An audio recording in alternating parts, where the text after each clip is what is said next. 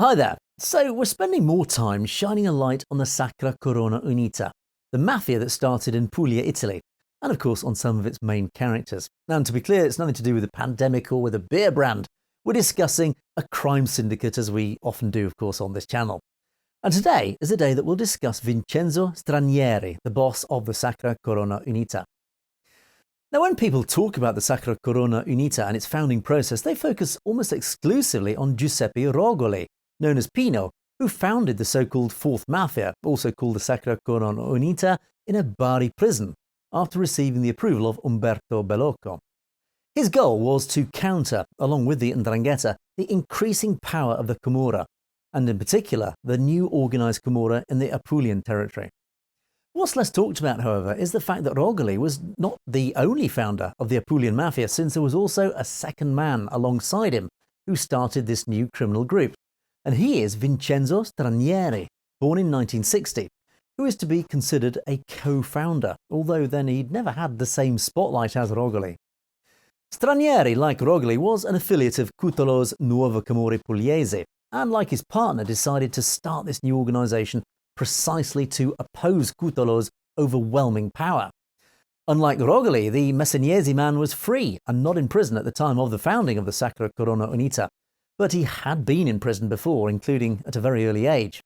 In fact, in 1975, when he was only 15 years old, he was in prison because of repeated car thefts. A short stint in prison, and Stranieri was free again, ready to go under Cutolo's protective wing in the Nuova Camorra Pugliese. But after a few years, he changed his allies, switching from the Neapolitans to the Calabrians, and thus forming the Sacra Corona Unita together with Pino Rogoli, with tacit approval of the Ndrangheta. His freedom lasted for a very short time, though. From the founding of the Fourth Mafia on May 1st, 1983, according to most sources, to the time of his last incarceration, little more than a year had passed. On the 7th of June 1984, he was arrested for the last time and remained in detention for nearly 40 years, only finding his freedom again in early 2022. And the reason for this imprisonment is to be linked to the kidnapping of Anna Maria Fusco, who remained in the custody of kidnappers for months and was released only after family members paid a hefty ransom. And according to the various trials, Stranieri was the instigator of this kidnapping, although he has always denied his involvement in the event. But this conviction led him to be detained for almost a decade when, on the 23rd of May 1992, a few hours after the Capaci massacre, which resulted in the death of Mafia prosecutor Judge Giovanni Falcone, Vincenzo Stranieri himself was taken from his cell and taken to a new penitentiary to serve his sentence under the 41 bis regime. That's also known as the hard prison regime, because he was considered among the more than 200 most dangerous Mafia bosses in Italy. And along with him, undergoing the same treatment, was his old acquaintance, as well as later territory rival, Raffaele Cutolo. And that day began a long, almost interminable chapter in Stranieri's criminal history, which led him to finally end his relationship with organised crime. And this is because with the hard prison regime, which prevents bosses from having communication with the outside world, and that long detention led him to total estrangement from the world, so much so that it led him to have several periods of crisis. And in fact, Stranieri went through turbulent moments of madness in which he even went so far as to not recognise his own daughter when he was finally allowed to meet her after many years in prison.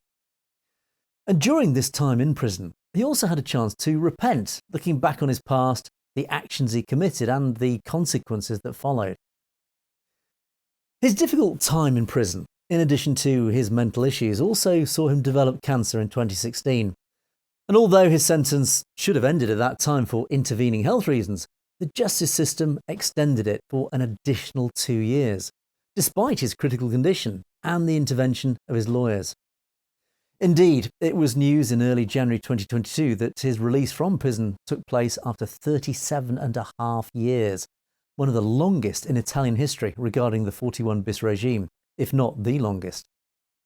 Vincenzo Stranieri was not only the co-founder of the Sacra Corona Unita, but he was also part of the refounding process of the same criminal group in 1987 under the name of Nuova Sacra Corona Unita, aimed at eliminating the chaos and problems that had arisen within the group in its early years. In addition, he's the father, together with Giovanni de Tomasi, of the Rosa dei Venti, another organisation born thanks to, again, with the approval of the Ndrangheta. The latter aimed to control Bari, Brindisi and Lecce, which were under the eye of the Calabrian Mafia. The Rosa dei Venti is Italian name for the Wind Rose, which is often a Mafia-related tattoo. So, yet another frightening yet fascinating character in the history of Italian organised crime. Anyway, we've loads more videos coming, so please don't forget to click on that subscribe button and do tell others about the channel. We do appreciate it. And of course, keep those comments coming. We do love to read them. So until next time, ciao.